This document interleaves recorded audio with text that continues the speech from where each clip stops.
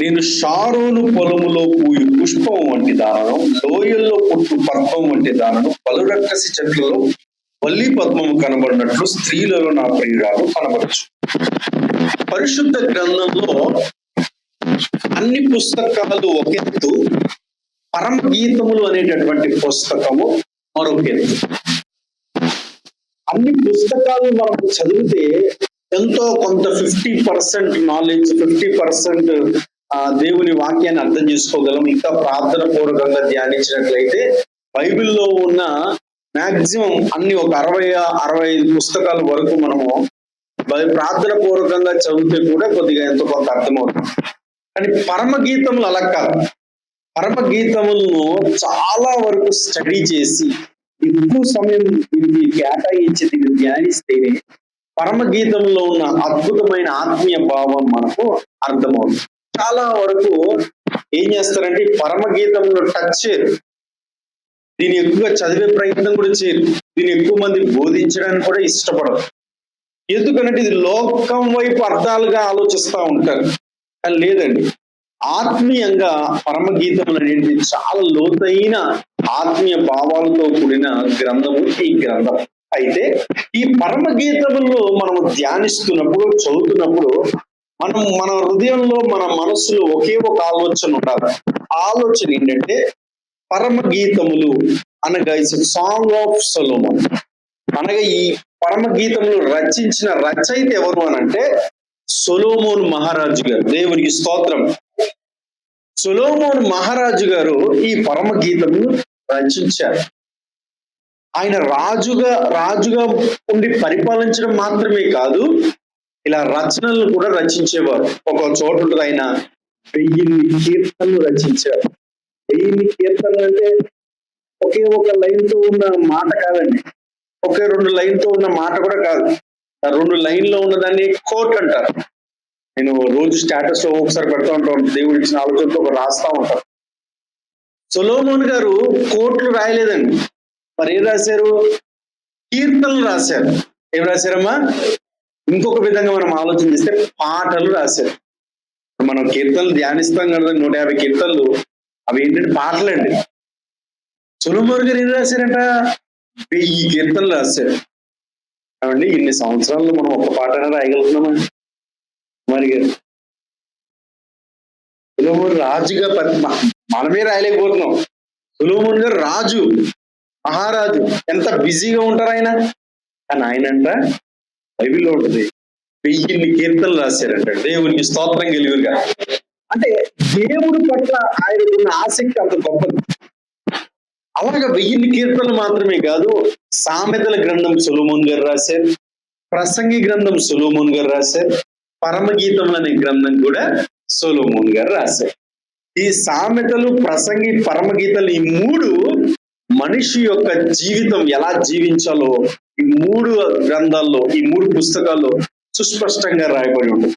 చూడండి, సామెతల గ్రంథాన్ని మనం ధ్యానిస్తే 31 అధ్యాయాలు ఉంటాయి.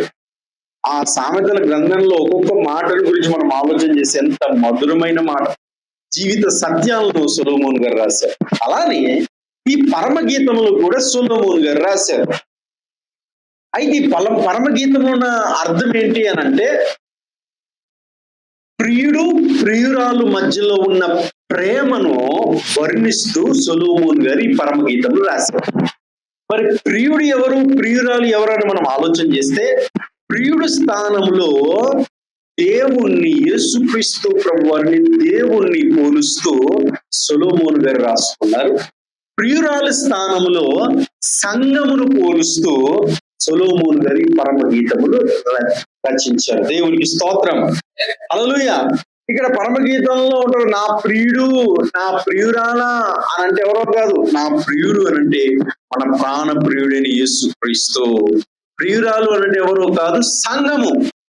ఇది ఈ విషయాన్ని మనము ఆలోచించి, ఈ విషయాన్ని మనం గుర్తించుకొని, ఈ విధంగా మన మనసులో పెట్టుకొని, అప్పుడు ఈ పరమగీతములు మనం ధ్యానిస్తే, అప్పుడు ఈ పరమగీతములు మనము చదివితే, అప్పుడే దేవుడు మనకు ఈ పరమగీతంలో ఉన్న ప్రతి వచనాన్ని అర్థం చేసుకునేటటువంటి జ్ఞానాన్ని దేవుడు మనకిస్తాడు. దేవుడికి స్తోత్రం. హల్లెలూయా.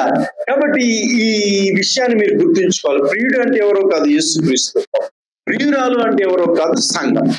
ఈ విషయాలను మనం ఆలోచించి ధ్యానిస్తేనే మనకు పరమగీతం అర్థమవుతుంది.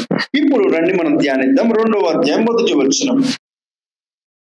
నేను షారోను పొలములో పూయు పుష్పము వంటి దానం, లోయల్లో పుట్టు పద్మము వంటి దానం, పలురక్కసి చెట్లలో వలీ పద్మము కనబడినట్లు స్త్రీలలో నా ప్రియురాలు కనబడుచున్నది. చాలా ఇక్కడ చూడండి, 3 స్థలాలు ఉన్నాయి, 3 పుష్పాలు ఉన్నాయి. ఈ 3 స్థలాల్లో ఈ 3 పుష్పాలు ఏం చేస్తాయంటమ్మా? ప్రైజ్ ది లార్డ్, హల్లెలూయా. ఇక్కడ ఉన్నారా?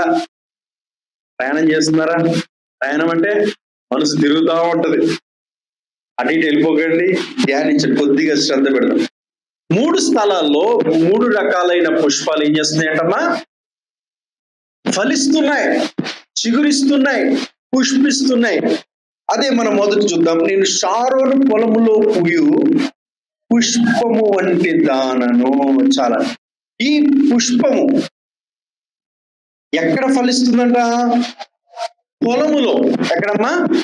షారోను అనే పొలములో ఈ యొక్క పుష్పము ఫలిస్తుందంట.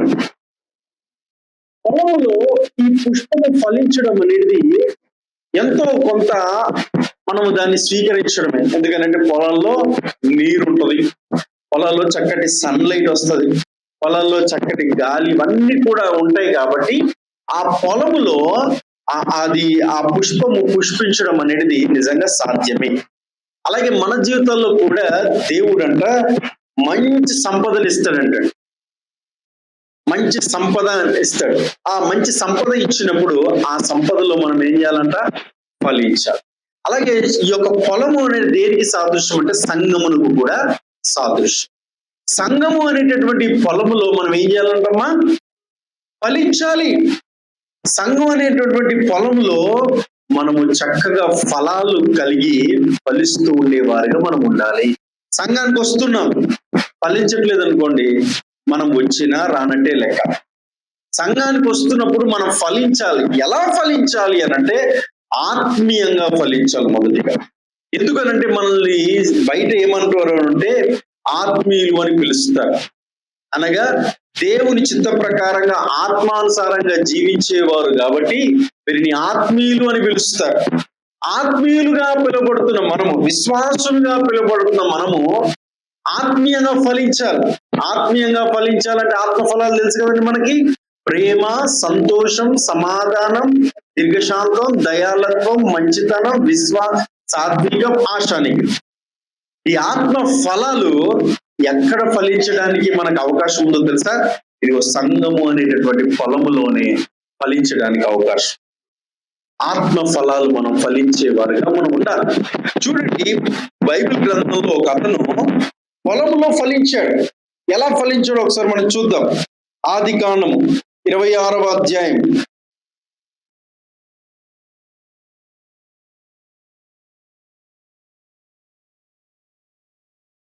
12వ వచనం. ఇస్సాకు ఆ దేశమందున్న వాడై విత్తనము వేసి ఆ సంవత్సరము చాలా 100 ఫలము పొందాడండి. ఇస్సాకు ఎక్కడ విత్తనం వేసాడంటే గెరారు అనేటటువంటి ప్రాంతంలో నివసిస్తూ అక్కడ కరువు వచ్చిందండి. అలా కరువు వచ్చిన సమయంలో ఎక్కడ కూడా పంటలు పండట్లా, ఎక్కడ కూడా ఫలాలు లేవు, అనగా చక్కని పంట లేదు, పంటను చూసేటటువంటి పరిస్థితి కూడా లేదు. అలాంటి సమయంలో ఇస్సాకట్ట విత్తనం వేసి 100 ఫలం పొందాడండి. 100 ఫలం అంటే ఏంటో తెలుసా? మామూలుగా ఒక ఎకరానికి ఎన్ని బస్తాలు పడతాయమ్మా? ఎవరైనా వ్యవసాయం చేసేవాడు 40 బస్తాలు 50 బస్తాలు కదండి. కానీ ఇస్సాకు గారంట 100 బస్తాలు పండించేసాడంట. దేవుడికి స్తోత్రం. హల్లెలూయా. అది 100 ఫలం. అనగా అసలు ఫెయిల్యూర్ అనేది ఇస్సాకు ఆ జీవితంలో అక్కడ గెరారు అనేటటువంటి ప్రాంతంలో చూడలేదంట. విత్తనం వేసి 100 ఫలం పొందుకున్నాడు. కారణం ఏదైనా ఉందంటే ఇస్సాకుకు దేవుడు తోడుగా ఉండేవాడు. బైబిల్లో యోసేపు గురించి మాట ఉంటది, యెహోవా యోసేపునకు తోడి ఉండేను గనుక అతడు చేయునదంతయు సఫలమైంది.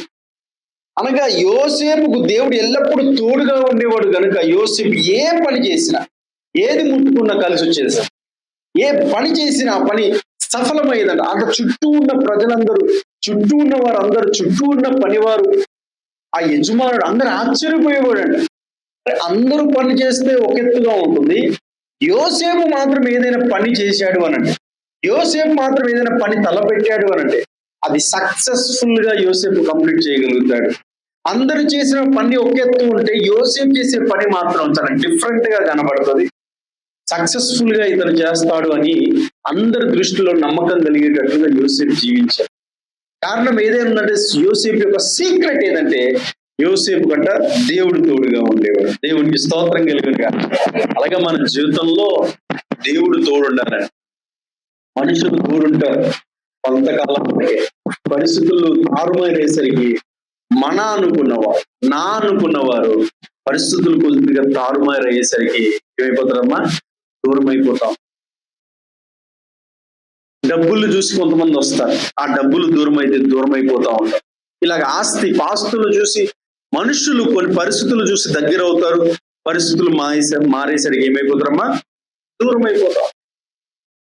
మనుషులు కాదు మనకు తోడుగా ఉండాల్సింది, దేవుడి మనకు తోడుగా. దేవుడు మనకు తోడుగా ఉంటే ఏమవుతుంది, మనం చేసే పని సఫలమవడం మాత్రమే కాదు, ఆయన ప్రతి పరిస్థితుల్లో మనకు తోడుగా కొండంత ధైర్యం ఉంటుంది, ఒక ఆదరణ ఉంటుంది. దేవుడు నాకు తోడున్నాడు అదే చాలు, దేవుడు నాకు తోడున్నాడు అదే చాలని ఓ ధైర్యాన్ని దేవుడు మనకు ఇస్తాడు. అలా దేవుడు మనకు తోడుగా ఉంటే ఏ పనినైనా మనం సక్సెస్ఫుల్ గా చేయాలి.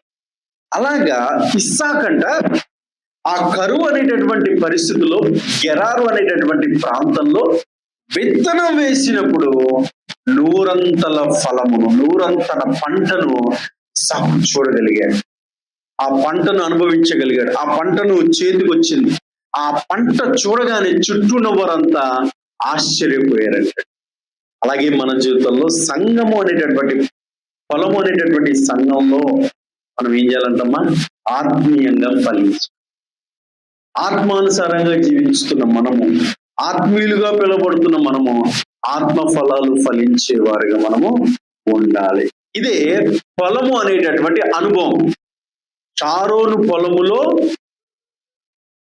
పుష్పం వంటిది, అనగా పొలములో ఆ ఫ్లవర్ అంట చక్కగా పుష్పిస్తుందని, చక్కగా వికసిస్తుంది, చక్కగా చిగురిస్తుందని.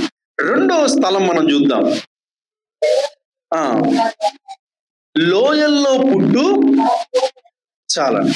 ఇక్కడ ఈ యొక్క ఫ్లవర్ పద్మము ఇక్కడ ఎక్కడుందంట, లోయల్లో ఉందంట.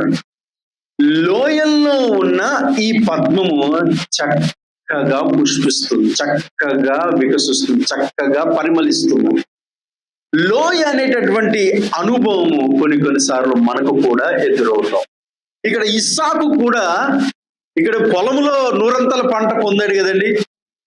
తర్వాత ఆ ఆశీర్వాదం తర్వాత, ఆ దీవెన తర్వాత, ఆ సంతోషం తర్వాత ఏమైందో తెలుసండి, ఇస్సాకు లోయ అనేటటువంటి అనుభవం గుండా వెళ్ళిపోయాడు. ఇటువంటి సంతోషంగా ఉన్నప్పుడంట చుట్టూ ఉన్న వారికి ఏమొచ్చేసిందంట, అసూయ వచ్చింది. నేను నూరంతల పంట పొందుకున్నాడు, దేశానికి వచ్చాడు, మా ప్రాంతంలోకి వచ్చి, మా స్థలంలోకి వచ్చి, మా భూమిలోకి వచ్చి ఇతడు నూరంతల పంటని ఎలా పొందుకున్నాడు అని చెప్పేసి ఇస్సాకుని ఏం చేశారంట, గెంటేశారంట. ఒకసారి మనం చూద్దాం. 26వ అధ్యాయం ఆదికాండం 13వ వచనం.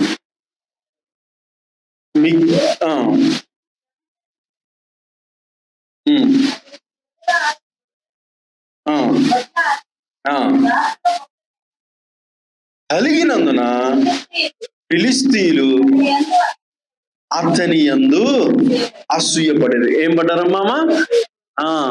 మనం సంతోషంగా ఉంటే, మనం బాగుంటే, మనం ఆశీర్వదించబడుతూ ఉంటే, మన సంతోషాన్ని పంచుకునేవారు కొంతమంది ఉంటారు.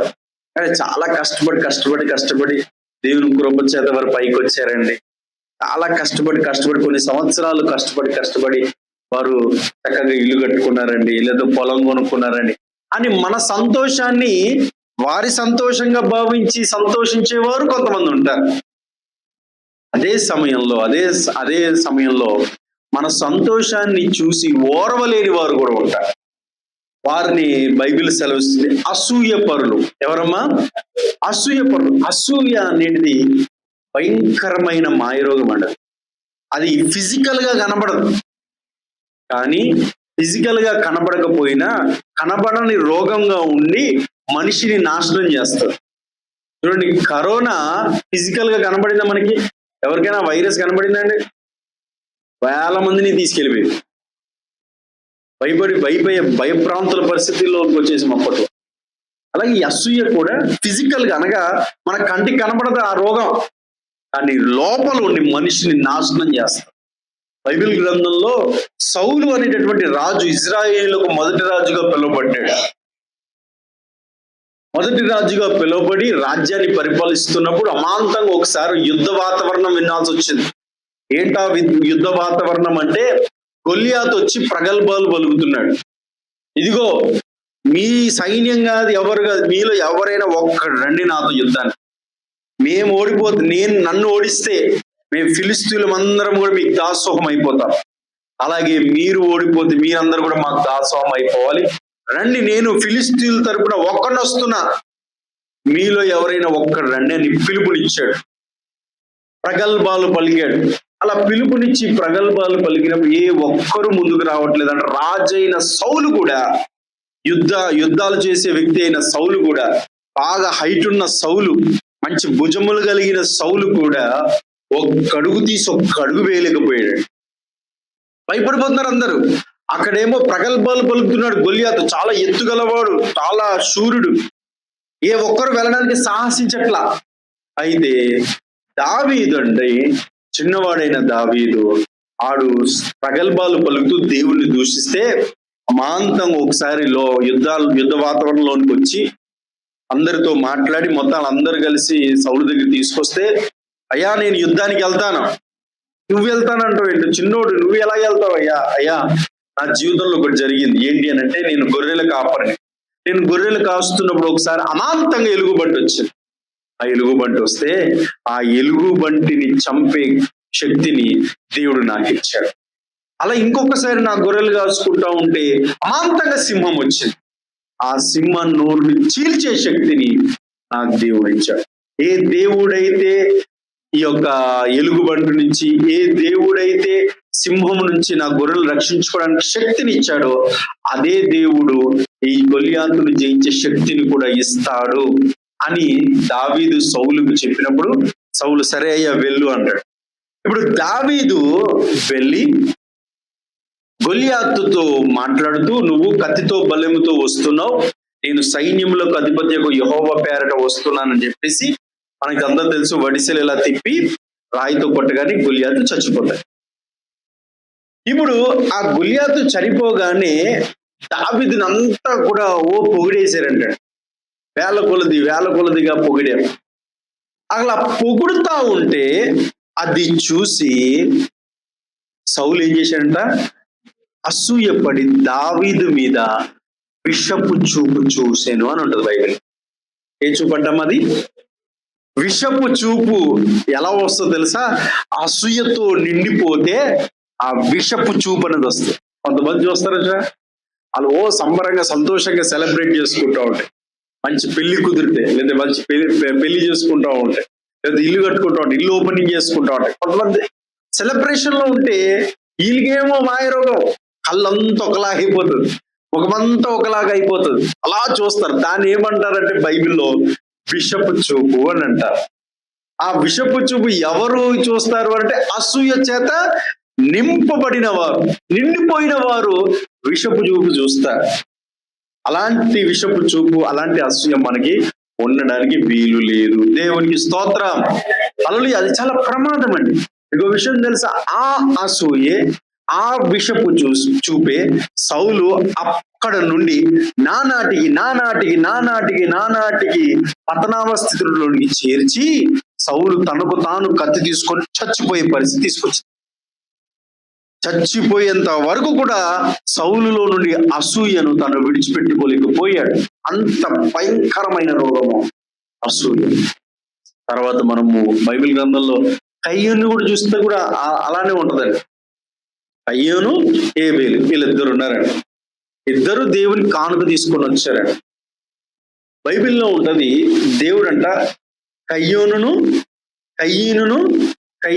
అర్పణను అంగీకరించడు, హేబేలు అర్పణను దేవుడు అంగీకరించాడు. అనగా దేవుడు అంగీకరించేది ఏంటి? మొదటిగా అర్పణ కాదు, మనల్ని. దేవునికి స్తోత్రం. అక్కడ మెన్షన్ చేశాడు దేవుడు, కయ్యూను అర్పణను అంగీకరించలేదు, హేబేలు అర్పణను దేవుడు అంగీకరించాడు. అనగా మనం ఇచ్చే అర్పణ, మనం ఇచ్చే కానుక కన్నా మన హృదయం అనేది చాలా ఇంపార్టెంట్. సరే, కయ్యూను దేవుడు అంగీకరించలేదు, హేబేలును అంగీకరించాడు. హేబేలు మంచి కానుక తీసుకొచ్చాడు, మంచి చక్కగా అప్పుడే పుట్టిన మంచి గొర్రె పిల్లను తీసుకొని వచ్చాడు. ఇప్పుడు కయ్యూను ఏమనుకోవాలి? నేనేంటి సరిగ్గా మంచి కానుక ఇవ్వలేదు, కానుక కాకుండా నా హృదయమే సరిగా లేదు, హేబేలు హృదయం మంచిగా ఉంది కాబట్టి నా హృదయం నేను సరి చేసుకుంటే బాగుంటుంది అనుకోవాలి. కానీ ఏమని ఆలోచించాడు తెలుసా? అసూయ చేత నింపబడి దేవుడు నా తమ్ముడు కానుకను నా తమ్ముడిని అంగీకరిస్తాడా? అసలు నా తమ్ముడినే లేకుండా చేస్తే నేను ఇచ్చే అర్పణని దేవుడు అంగీకరిస్తాడు కదా అని చెప్పి అసూయ చేత నింపబడి సొంత తమ్ముడిని కయ్యూను ఏం చేసుకున్నాడమ్మా? చంపేశాడు. చూసారా అసూయ? ఇంత ప్రమాదం. ఇక్కడ వీళ్ళు కూడా అసూయ చేత నింపబడి, ఎందుకు అసూయ చేత నింపబడ్డారంటే ఇస్సాకు నూరంతల ఫలం పొందుకున్నాడు, నూరంతల పంటను పొందుకున్నాడు. అది చూసి వీరు అసూయపడి ఇస్సాకుని ఏం చేశారంట? వెళ్ళగొట్టేశారంట. ఒకసారి మనం చూద్దాం 16వ వచనం. నీవు మాకంటే బహుబలము గలవాడు గనుక మా యొద్ద నుండి వెళ్ళిపోమని ఇస్సాకుతో చెప్పగా, ఇస్సాకు అక్కడి నుండి వెళ్ళి గెరారు లోయలో గుడారం వేసుకొని అక్కడ నివసించు. ఇప్పుడు పొలములో ఉన్న ఆయన కాస్త ఇప్పుడు ఎక్కడికి వెళ్ళాడమ్మా? లోయలోనికి వెళ్ళాడు. గెరారు అనే లోయ అది. ఆ లోయలోనికి వెళ్ళి ఆ లోయలో గుడారం వేసుకొని నివసిస్తున్నాడు. చూడండి, మన జీవితంలో కొన్ని సార్లు డైరెక్షన్స్, అనగా మంచి స్థితిలో మనం చూస్తూ ఉంటాం. మంచి సంపన్న స్థితిలో, మంచి సమృద్ధి కలిగి, మంచి సంతోషం కలిగి, ఏ లోటు లేకుండా బ్రతికిన పరిస్థితులు మనకు తెలుసు. కొన్ని సందర్భాల్లో లోయ అనేటటువంటి అనుభవం ఉన్న దేవుడు మనలను తీసుకెళ్తాడు. అది కష్టము కావచ్చు, నష్టము కావచ్చు, పరిస్థితులు తారుమారే పరిస్థితులు కావచ్చు. లోయ అనే అనుభవం ఉన్న దేవుడు ఖచ్చితంగా మనం తీసుకెళ్తాడు. అయితే పొలము అనే అనుభవంలో దేవుడు మనకు తోడుగా ఉండి ఎంత సంతోషాన్ని ఇస్తాడో, లోయ అనే అనుభవంలో కూడా దేవుడు మనకు తోడుగా ఉండి మనకు ఆదరణ ఇస్తాడు. దేవునికి స్తోత్రం. హల్లెలూయా. మీకు అందరు తెలుసు కదండి, యెహోవా నా కాపరి, నాకు లేమి కలగదు, పచ్చిక గల చోట్ల ఆయన నన్ను కరుణ చేయుచున్నాడు అనుండి గాఢాంధకారపు లోయలలో నేను సంచరించినను ఏ అపాయమునకు. కాపరంట గొర్రెల్ని చక్కగా మేతున్న స్థలంలో కూడా తీసుకెళ్తాడంట. కొన్ని సార్లు రాళ్ళు రప్పలున్న కొన్ని లోయలు పరిస్థితులు కూడా తీసుకెళ్తాడంట. అలాగే మన ప్రధాన కాపరైన దేవుడు కూడా లోయ అనే అనుభవం ఉన్న దేవుడు మనల్ని తీసుకెళ్తున్నప్పుడు అక్కడ మనము ఏదో ఒక ఆత్మీయ పాఠాన్ని మనము నేర్చుకోవాలి. పరమగీతంలో మనం ధ్యానించాం, లోయల్లో ఈ పద్మం అంట చక్కగా పుష్పిస్తుందని, చక్కగా పరిమళాన్ని వెదజల్లుతుందని. ఆ లోయ అనే అనుభవంలో కూడా ఆ యొక్క పుష్పము పరిమళాన్ని వెదజల్లుతున్నట్లే మనము సంఘం అనే మనము కూడా లోయ అనే అనుభవంలో కూడా మనం ఏం చేయాలమ్మా? ఫలించాలి. మన జీవితం ఫలభరితంగా ఉండాలి. మరి ఇస్సాకు ఇప్పుడు లోయలోనికి వెళ్ళిపోయాడు కదా, గెరారు లోయలో ఇప్పుడు నివసిస్తున్నాడు కదా. మరి లోయలో కూడా ఇస్సాకు ఫలించాడా అని మనం ఆలోచన చేస్తే ఫలించాడండి. ఒకసారి మనం చూద్దాం 19వ వచనం. మరి ఇస్సాకు దాసులు ఆ గెరారు లోయలో త్రోవగా జలలు గల నీళ్ళ బావి దొరికిన. దేవునికి స్తోత్రం. చాలండి. ఇప్పుడు పొలములో ఉన్నప్పుడు, పొలము అనేటటువంటి అనుభవంలో, పొలం అనే పరిస్థితిలో ఉన్నప్పుడు, చుట్టూ ఉన్న కరువు ఉన్నప్పటికీ విత్తనం ఇతని స్థానంలో వేసినప్పుడు నూరంతల పంటను పొందుకున్నాడు. ఇప్పుడు ఏమో లోయ అనుభవం కూడా వచ్చాడు. లోయల్లో ఉండి అక్కడ గుడారం వేసుకొని నివసిస్తున్నాడు. తనతో పాటు తన కాపర్లు కూడా ఉన్నారు. అయ్యా, మనం పొలంలో ఉన్నప్పుడు చక్కగా భోజనాలు తిన్నాం, ఇవన్నీ చక్కగా సంతోషంగా ఉన్నాం. ఈ లోయలో మనం ఏం చేయగలుగుతామయ్యా? దేవుడి లోయలో కూడా దేవుడు మనకు తోడుగా ఉంటాడు. సరే తవ్వండి అని చెప్పి ఇస్సాక్ గారు చెప్తే, ఇస్సాక్ కాపర్లు ఆ స్థలంలో తవ్వుతా ఉంటే జలలు గల, ఏంటండి, జలలు గల నీళ్ళ బావి దొరికిందట. జలలు అనంటే అలా తవ్వుతా ఉంటే ఉబుక్కుమని వచ్చేటటువంటి వాటర్. ఆ నీళ్ళ బావి తవ్వినప్పుడు నీళ్లు ఉబుక్కుమంటూ వస్తున్నప్పుడు వారు ఎంత సంతోషించారు. దేవునికి స్తోత్రం. ఆ రోజులలో బావులు కలిగి ఉండడం కూడా ఆస్తిగా భావించేవారు. అలాగే అబ్రహాం అలాగా బావులు తవ్వించారంటే, బావులు ఎవరికైతే బావులు ఉంటే వారికి ఉన్న స్థలంలో వారు వాటిని ఆస్తిగా భావించేవారు. అలాగే ఇప్పుడు ఇస్సాకు గెరారు అనేటటువంటి లోయలో జీవిస్తున్నప్పుడు, నేనేంటి పొలము అనేటటువంటి అనుభవంలో ఉన్నప్పుడు నూరంతల పంట పొందుకున్నాను, సంతోషంగా ఆనందంగా సుఖంగా ఏ లోటు లేకుండా నా జీవితం ఉంటుంది అనే సమయానికి దేవుని లోయలో పడేశాడేంటి నిరుత్సాహపల్లా. ఈ లోయలో పడేశాడేంటి? ఈ లోయలో నేనేం చేయగలుగుతాను, నేను ఎలా ఉండగలుగుతాను, నా చుట్టూ ఉన్న వారికి భోజనం ఎలా పెట్టగలుగుతాను అని నిరుత్సాహపల్లా. చాలా మంది కష్టాలు వచ్చేసరికి అలా నిరుత్సాహపడిపోతారు. బాధలు వచ్చేసరికి అలా నిరుత్సాహపడిపోతారని. శ్రమ వచ్చేసరికి ఏం చేయాలో తెలియక అలా నిరుత్సాహపడిపోతుంటారు. బైబిల్లో మాట ఉంటది, శ్రమ దినమున నీవు కృంగినేడలా నీవు చేతకాని వాడు. శ్రమ దినమును మనం కృంగిపోక ధైర్యం కలిగి దేవుడు ఏదో ఒక కార్యం చేస్తాడు, దేవుడు ఏదో ఒక మార్గాన్ని చూపిస్తాడనే ఒక నిరీక్షణ కలిగితో మనం ముందుకు వెళ్తా ఉండాలి. లోయ అనే అనుభవము మనకు పునాది వంటిది. దేవునికి స్తోత్రం. హల్లెలూయా. బలమైన పునాది వంటిది. అలాంటి లోయ అనుభవంలో కూడా దేవుడు అనేకమైన ఆత్మీయ పాఠాలు మనకి నేర్పిస్తాడు. ఇక్కడ ఇస్సాకు అంట గెరారు లోయలో త్రవ్వగానే అంట జలలు గల నీళ్లు బావి దొరికింది. అది కూడా ఆస్తిగా మారింది. అప్పుడు ఇస్సాకు ఇంకా సంతోషం పెరిగిపోయింది. లోయ అనే పరిస్థితుల్లో కూడా ఇస్సాకు ఏం చేశాడమ్మా? ఫలించాడు. దేవునికి స్తోత్రం. చివరిగా ఇంకొక స్థలం మనం చూద్దాం. పరమగీతములు. బలురక్కసి చెట్లలో వల్లి పద్మము కనబడినట్లు స్త్రీలలో నా ప్రియురాలు కనబడచ్చు. చాలండి సార్. ఇప్పుడు ఈ స్థలము ఎలాంటి స్థలం అంటే బలురక్కసి చెట్లు ఉండే స్థలం. బలురక్కసి చెట్లు అంటే ఏంటో తెలుసా అండి? ముళ్ళుల చెట్లు. ఏ చెట్లమ్మా? ముళ్ళ చెట్లు. ఎటు చూసినా ముళ్ళే కనబడుతుంది, ఎటువైపు చూసినా ముళ్ళే కనబడుతుంది. ఆ ముళ్ళులు కలిగిన చెట్లు మధ్యలో వల్లి పద్మం అంట అద్భుతంగా పరిమళిస్తున్నాడు. దేవుడికి స్తోత్రం కలుగును గాక. హల్లెలూయా. అది ఎలా సాధ్యమైందంటే దేవుడు దానికి సాధ్యం చేసేటటువంటి కృపనిచ్చాడు. అలానే మన జీవితంలో కూడా బలురక్కసి చెట్ల లాంటి మనుషుల మధ్యలో దేవుడు మనల్ని పెడతాడు. బలురక్కసి చెట్లు లాంటి మనుషులు అంటే ఎలాంటి మనుషులమ్మ? వాళ్ళు ప్రేమగా, అనురాగంగా, ఆప్యాయతంగా ఉండే మనుషులా? లేదు. ముళ్ళు లాంటి మనుషులు మన చుట్టే పెడతారట. మనం పనిచేసే చోట ఉంటారు కొంతమంది, మన ఇంటి చుట్టూ ఉంటారు కొంతమంది, మనం ఎక్కడైనా వెళ్తున్నప్పుడు అక్కడ ఉంటారు కొంతమంది, మన చుట్టాల్లో ఉంటారు కొంతమంది. అలాంటి మనుషుల మధ్యలో దేవుడు మనల్ని పెట్టినప్పుడు ప్రభువా ఇన్ని తీసే అని ప్రార్థన చేయకూడదు. కొంతమంది నాశనం అయిపోవాలని, అలాంటి పడతనాయన నాశనం అయిపోవాలని ప్రార్థన చేస్తారు. అలాంటి ప్రార్థన చేయగలరు. వారిని కూడా మనల్ని మిత్రులుగా మనం మార్చుకునేటట్టుగా మన ఆధ్యాత్మిక జీవితం ఉండాలి. దేవుడికి స్తోత్రం. హల్లెలూయా. చూడు, బలురక్కసి చెట్ల లాంటి మనుషుల మధ్యలో దేవుడు మనల్ని పెడతాడు. ఇక్కడ ఇస్సాకు జీవితంలో మూడో స్థానంలో కూడా ఇస్సాకు కూడా ఈ బలురక్కసి చెట్ల లాంటి వారు మనుషులు వచ్చేసారు. ఇప్పుడు వచ్చేసి ఏం చేశారు? గొడవ పడుతున్నారండి. ఒకసారి చూద్దాం 26వ అధ్యాయం.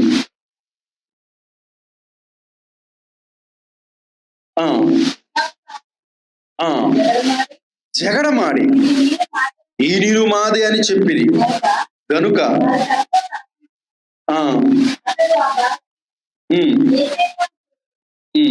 22వ వచనం అతడు అక్కడి నుండి వెళ్ళి మరి ఒక బావి తవ్వించెను. చాలండి అక్కడ ఉంటది, దాని విషయమే వారు జగడమాడలేదు గనుక. చాలండి, ఇదంతా తర్వాత, ఇదంతా ఒకటే మ్యాటర్ ఉంటుంది, చెప్తాను వివరంగా. ఇప్పుడు జలలు గల బావి లోయలో వీరికి దొరికినప్పుడు మాంతంగా చుట్టూన్న వారు వచ్చేసి ఇది మాదే అని చెప్పేసి దాన్ని స్వాధీనపరుచుకునే ప్రయత్నం చేసి గొడవ పడడానికి వచ్చేసారంట. గొడవ పడడానికి వచ్చేసి గొడవ పడుతూ ఉన్నప్పుడు ఇస్సాకు మనమేమన్నా తక్కువ తిన్నామా, గొడవ పడేద్దాం అనలేదంటే సైలెంట్ గా అక్కడి నుంచి ఇస్సాకు తన మనుషులు వెళ్ళిపోయారట. దేవునికి స్తోత్రం, హల్లెలూయా. చూడండి, ఇలాంటి మనుషులు మనము సంతోషంగా సమృద్ధి అనుభవిస్తూ ఉంటే మనలను పాడు చేయడానికి కొంతమంది సైతాను మనుషులు మన సంతోషాన్ని దుఃఖంగా మార్చడానికి, మనల్ని ఏదో ఒక విధంగా బాధ పెట్టడానికి సైతాన్ లాంటి మనుషులు వాడు పంపిస్తాడు మన దగ్గరికి. వారితో మనము తెలివిగా ప్రవర్తించేవారుగా మనం ఉండాలి. వాళ్ళతో మనం చాలా తెలివిగా మాట్లాడేవారుగా ఉండాలి. ఇలాంటి బలురక్కసి చెట్ల లాంటి మనుషులు, ముళ్ళు లాంటి మనుషులు మన చుట్టూ కొంతమంది తారసపడుతూనే ఉంటారు. వారు ఎప్పుడు కనబడ్డా, వారు ఎప్పుడు మనతో మాట్లాడుతున్నా మనకు మాత్రం సంతోషం ఉండదు, మనకు మనశ్శాంతి లేకుండానే చేస్తారు. అలాంటి వారు ప్రతి ఒక్కరికి ఏదో ఒక రూపంలో కొంతమంది ఉంటారు. వారి విషయంలో మనము ఆత్మానుసారంగానే ప్రవర్తించాలి. దేవునికి స్తోత్రం. వారి చుట్టూ ఎంతమంది ఉన్నప్పటికీ ఆ మధ్యలో మనము పరిమళించే వెదజల్లే వారిగా మనము ఉండాలి. అప్పుడే మన ఆధ్యాత్మిక జీవితానికి అర్థం ఉంటుంది. చూడండి, కొన్ని చేపలంట ముళ్ళులు చేపలు ఉంటాయండి. ఎలాంటి చేపలమ్మా? ముళ్ళులు చేపలు ఉంటాయండి. అటు ముళ్ళు ఇటు ముళ్ళు మొత్తం ఎటు చూసినా ముళ్ళే ఉంటదంట. కానీ కొన్ని చేపలు కొన్ని ముళ్ళులు ఎక్కువ ఉండవంట. ఇంకా కొన్ని చేపలు ఉంటాయంట ఒకే బోన్ తోటి ఉంటాయంట ముళ్ళులు. ఆ ఒక్క బోన్ అలా తీసేస్తే చాలు, ఇంకా ముళ్ళులు ఉండవంట. అలాగే ముళ్ళు లాంటి మనుషులు రకరకాల మనుషులు మనకు తారసపడుతూ ఉంటారు. అలాంటి ముళ్ళు లాంటి మనుషుల మధ్యలో కూడా మనం ఏం చేయాలమ్మా? పరిమళించాలి.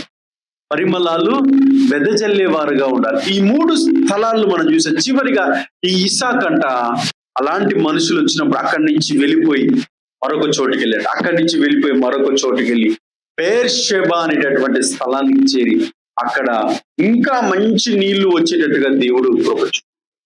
అలాగే ఇస్సాకు 3 స్థలాల్లో ఏమయ్యడమా? పరిమళించాడు. 3 స్థలాల్లో ఫలించాడు. 3 స్థలాల్లో తన యొక్క ఆధ్యాత్మిక జీవితాన్ని అనేక మందికి ఆశీర్వాదకరంగా, మాదిరికరంగా జీవించగలిగాడు. అలాగే మన జీవితంలో ఈ 3 స్థలాల్లో ఖచ్చితంగా మనకు తారసపడతాం, ఎదురవుతాయి ఖచ్చితంగా.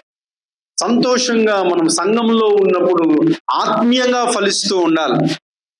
సంఘము బయట కొన్నిసార్లు లోయ అనే అనుభవం కూడా దేవుడు తీసుకెళ్తాడు.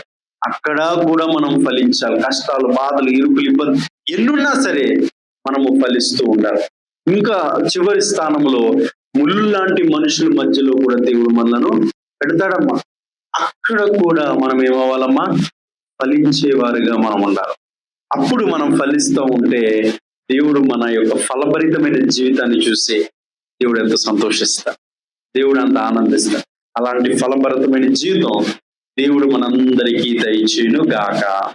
ఆమేన్.